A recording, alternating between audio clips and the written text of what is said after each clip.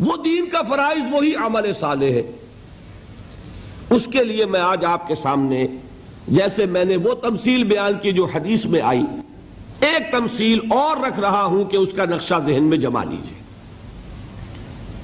ایک 3 منزلہ عمارت کا نقشہ ذہن میں جمائیے. 3 منزلہ عمارت ہے تو 3 چھتیں تو ہوگی نا، اس کے نیچے ایک بنیاد ہوگی.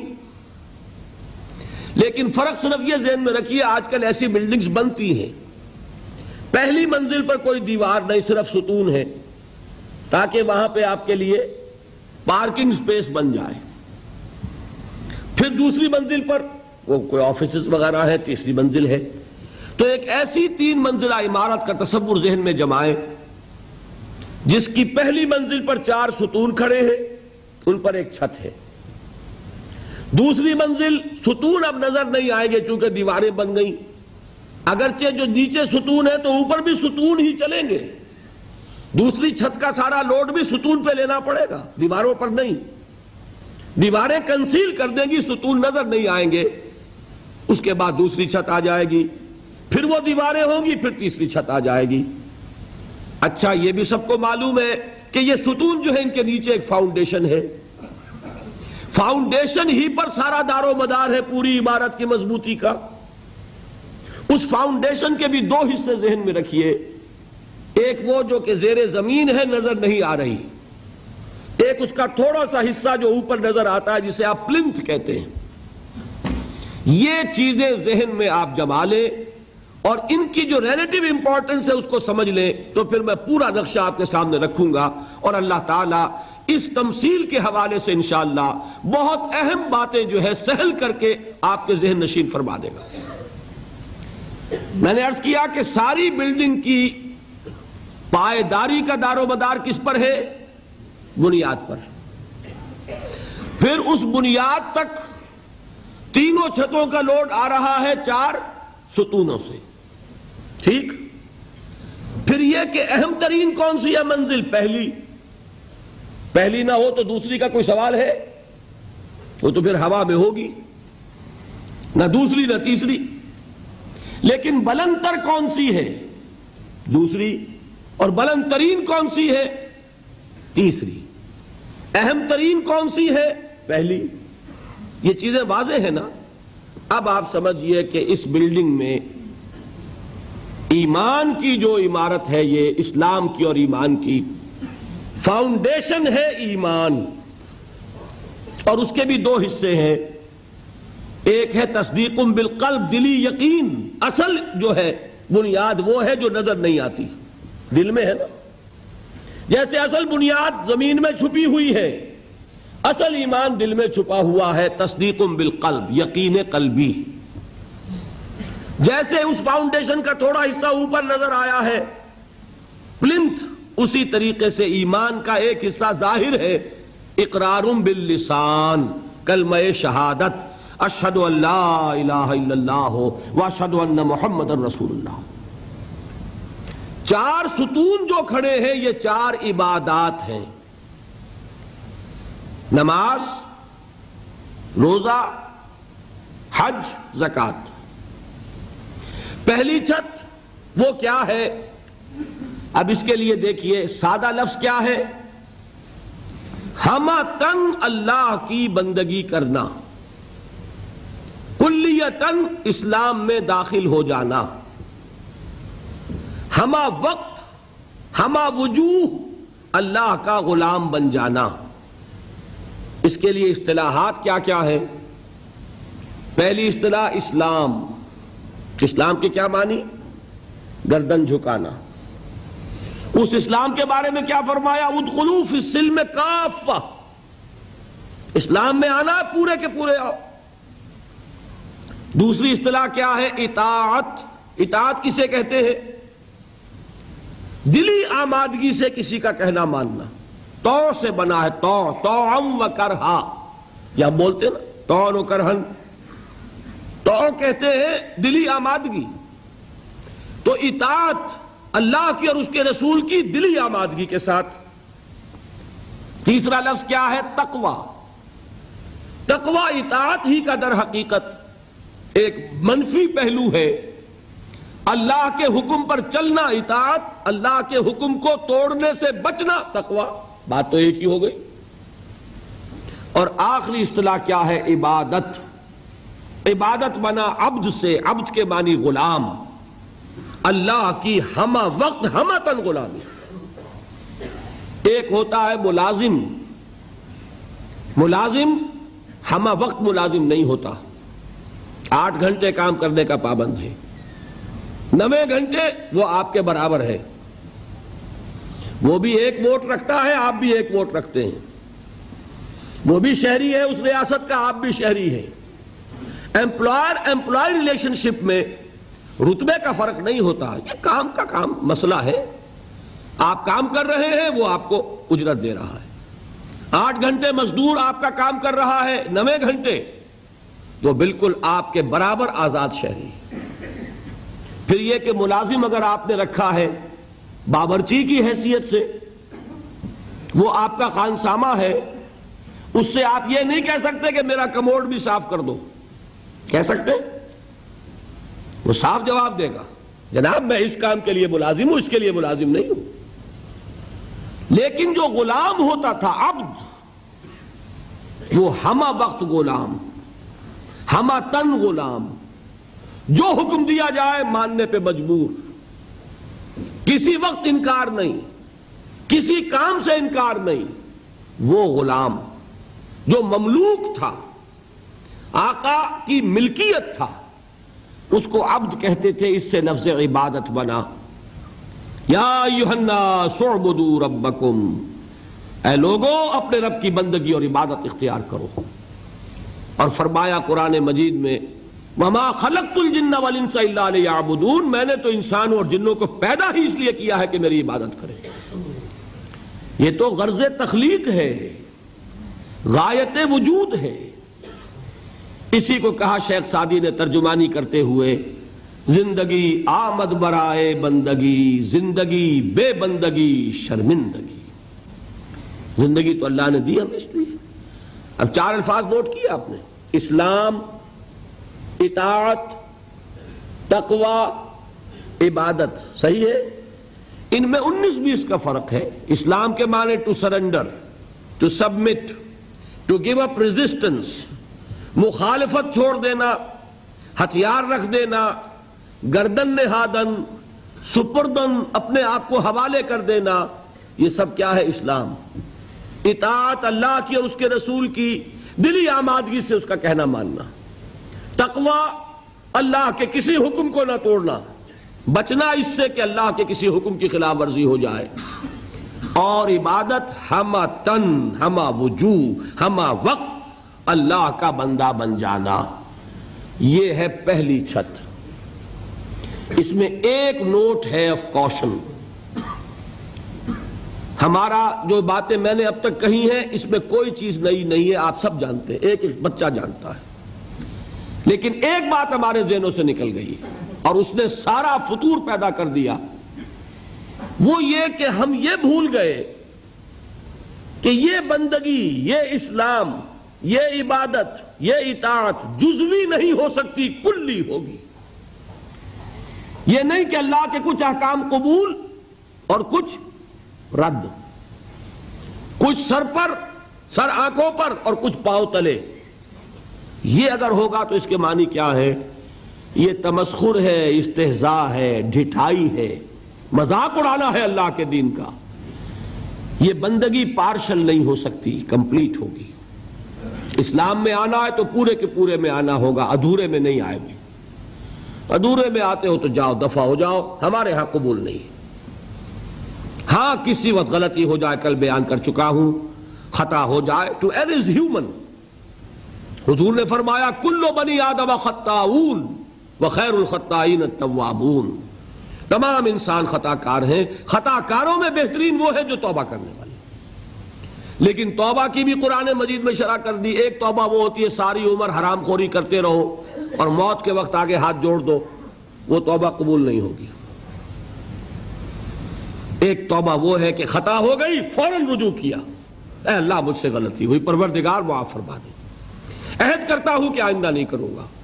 اس کو اللہ نے فرمایا اس توبہ کا قبول کرنا ہم پر واجب ہے۔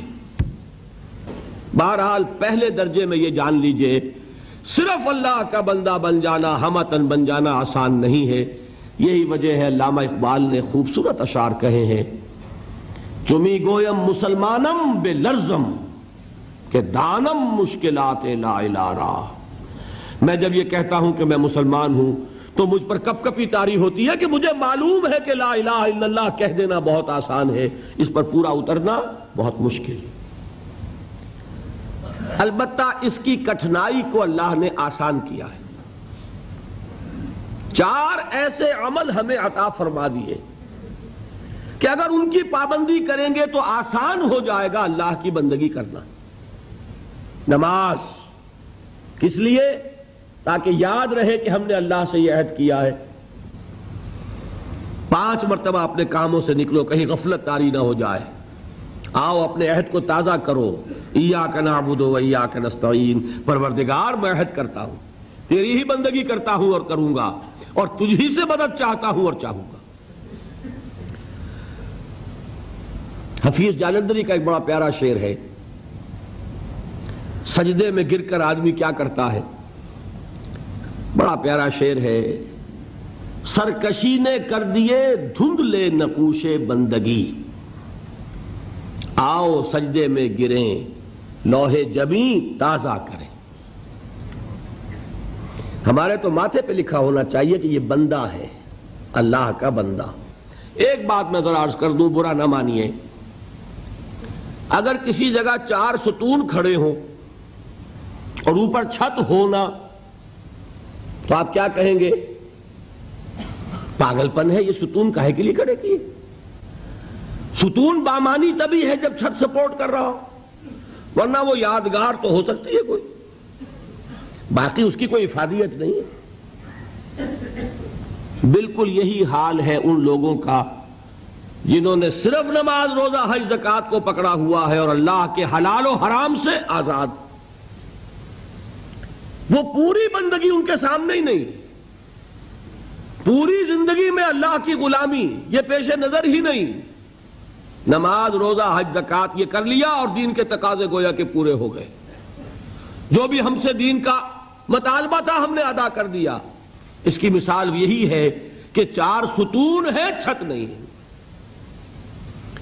اس کا وائسی ورثہ بھی ہے، چھت ہو ہی نہیں سکتی جب تک ستون نہ ہو، لہذا وہ اللہ کی بندگی ہمتن نہیں ہو سکے گی اگر یہ ستون ہی تم نے قائم نہیں کیے۔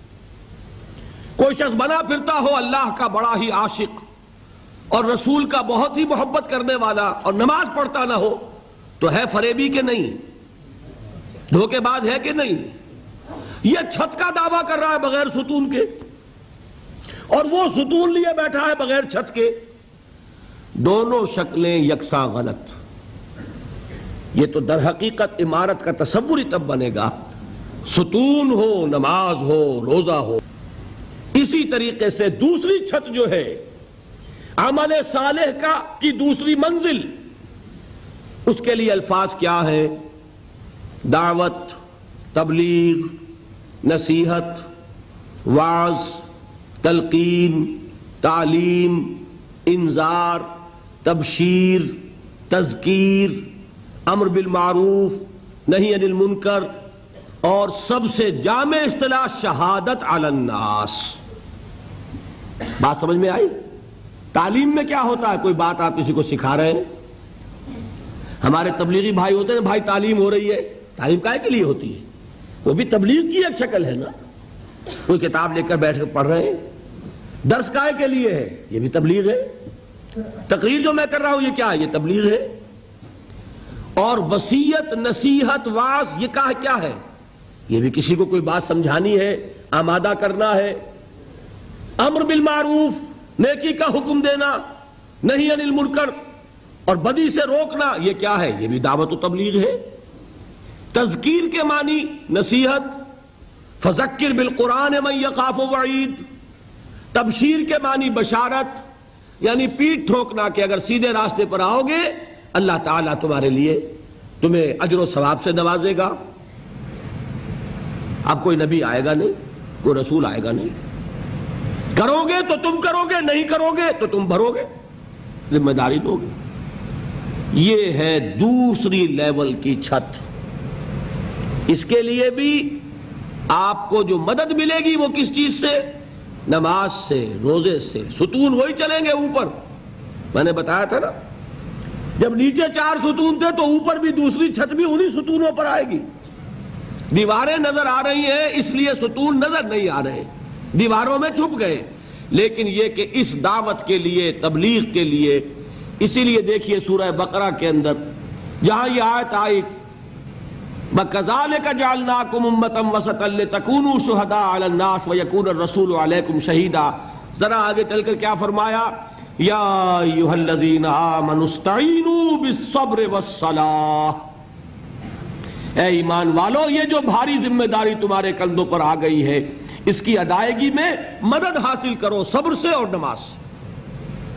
وہ نماز ہی ہوگی جو انسان میں وہ قوت پیدا کرے گی، وہ صلاحیت پیدا کرے گی۔ روزہ ہوگا، حج ہوگا، زکوٰۃ ہوگی، جو اس کے لیے بھی، جو بندگی رب کے لیے بھی سہارا ہے، اور پھر دعوت و تبلیغ کے لیے بھی اسی سے قوت حاصل ہوگی۔ اب آئیے تیسری چھت، یہ ہے سب سے اہم، سب سے مشکل، سب سے کٹھن، سب سے بلند۔ میں نے عرض کیا تھا کہ پہلی چھت ہے اہم ترین اور تیسری چھت ہے بلند ترین، اس لیے میں نے کہا سب سے اونچی منزل یہ ہے۔ وہ اونچی منزل کیا ہے کہ دین کو صرف پہنچا دینے پر ذمہ داری ختم نہیں ہو جائے گی، دین کو بالفعل غالب کرو۔ ہم نے تمہیں ایک نظام دیا ہے، اس نظام کو قائم کرو۔ ہم نے تمہیں شریعت دی ہے، قانون دیا ہے، اس شریعت اور قانون کو نافذ کرو۔ ایک بات تو یہ ہے نا کہ میرے ذمہ پہنچا دینا تھا، میں نے پہنچایا، چھٹی، اب آپ جانیں آپ کا کام۔ ایک یہ کہ نہیں، صرف پہنچانا نہیں ہے، قائم کرنا ہے، غالب کرنا ہے، اللہ کا بول بالا کرنا ہے، اللہ کے دین کو نافذ کرنا ہے، اللہ کے قانون کو جاری کرنا ہے، رائج کرنا ہے۔ یہ جو ہے تیسری منزل، اس کے لیے بھی 4 اصطلاحات ہیں قرآن کی۔ سب سے پہلے سورہ مدثر جو ابتدائی سورت ہے قرآن مجید کی، یا ایھا المدثر قم فانذر وربک فکبر،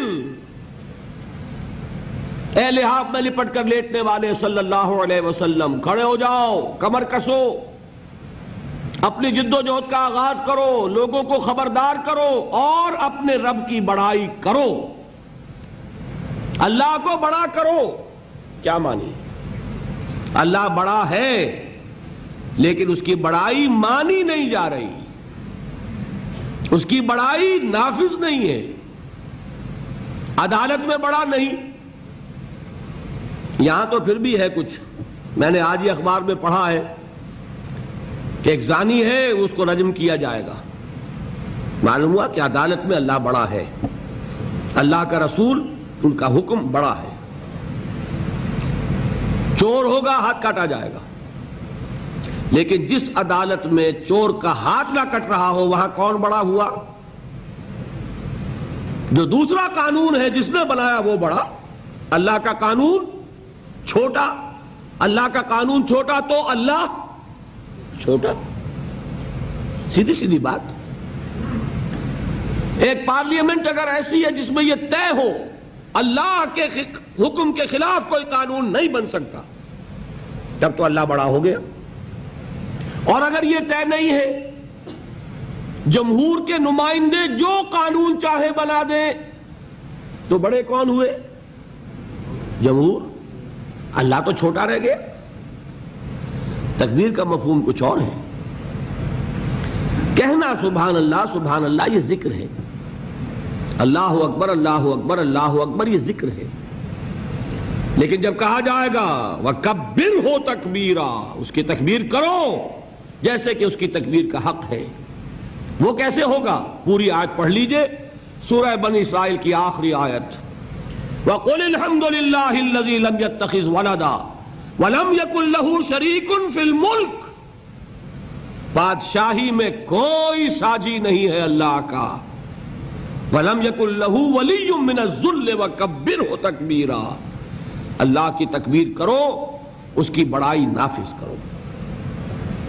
اسی لیے دیکھیے میں نے صرف یہ کہہ دیا کہ کوئی یہ نہ کہے تم نے یہ تکبیر یا تسبیح کی وہ نفی نہیں کر رہا میں.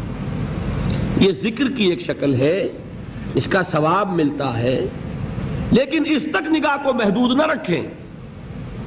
البتہ اقبال نے کچھ اور انداز میں بات کہی ہے، اب شاعر ہیں،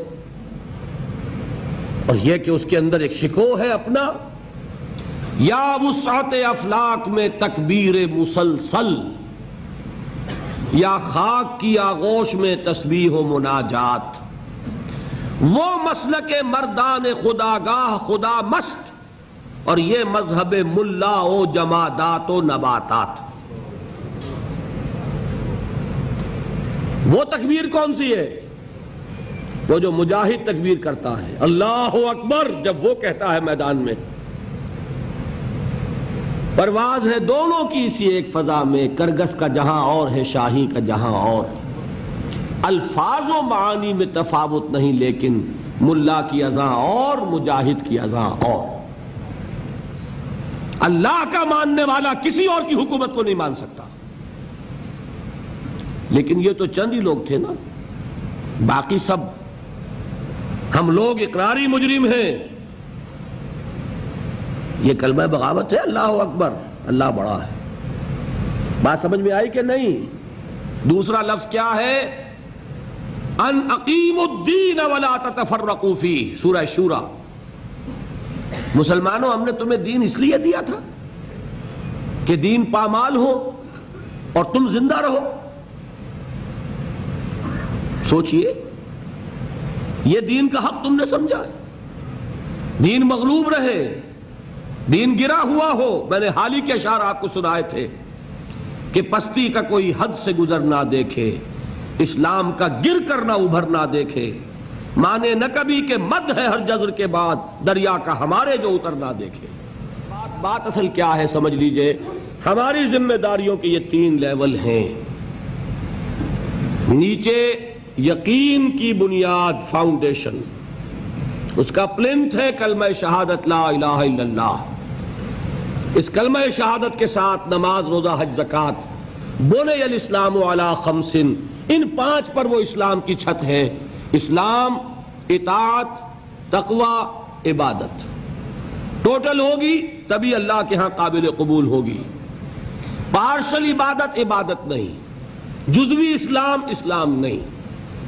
اسلام ہے تو کلی اسلام، عبادت ہے تو ہمہ تن ہمہ وقت ہمہ وجوہ اللہ کی بندگی. دوسری چھت، اس کو پھیلاؤ، اس کو عام کرو، حجت قائم کرو خلق خدا پر. اچھا آج کیا ہوگا؟ وہ فزیشن ہیل دائی سیلف والی بات ہے. امت خود محتاج ہو گئی کہ پہلے اس کو اسلام پہنچایا جائے. امت کیا پہنچائے گی اسلام کسی کو؟ آج تو ہم محتاج ہیں. لہذا اس کا طریقہ یہی ہو سکتا ہے عملی، پہلے امت کے اندر اس دوبارہ اسلام کو زندہ کیا جائے. پھر یہ کہ یہ امت کھڑی ہو جائے بحیثیت مجموعی اپنی اس ذمہ داری کو ادا کرنے کے لیے. نمبر 3، صرف دعوت نہیں، صرف تبلیغ نہیں، صرف امر بالمعروف نہیں، صرف نہی عن المنکر نہیں، بلکہ دین کا قائم کرنا، دین کا غالب کرنا، اللہ کی بڑائی کا نظام نافذ کرنا، اللہ کے کلمے کو سربلند کرنا، اللہ کی بات کو اونچا کرنا، پورے کے پورے دین کو اللہ ہی کے لیے کر دینا. عملاً یہ تیسری ذمہ داری ہے.